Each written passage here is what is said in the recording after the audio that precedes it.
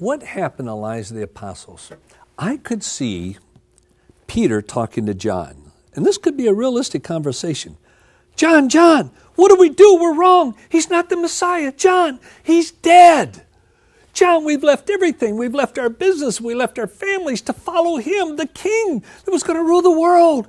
John, he's dead. He's not the Messiah. How could we have been so mistaken?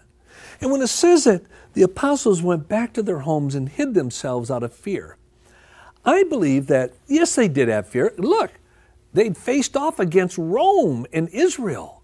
Of course, they had the fear of being killed. But at the same time, I believe when they went and hid themselves in their homes after the crucifixion, they were depressed, disillusioned. Now, come on, put yourself in their shoes, their sandals. Think what they must have been going through. Here they'd been following the Messiah in the face of all opposition. They'd left their businesses, families, everything, because he could not die. He was the reigning political Messiah that would rule the world from Israel. And he was killed. He was dead. I mean, all their aspirations, everything was just destroyed. And when they went to their houses, they were depressed. But something happened. And I remember as a non-believer in the university, as a student, I struggled with this. Something happened. Not over a period of months and years, but of days and weeks. Their lives were turned upside down. And they went out and turned the world upside down. And they were tortured and beaten and persecuted and killed for one thing, an empty tomb.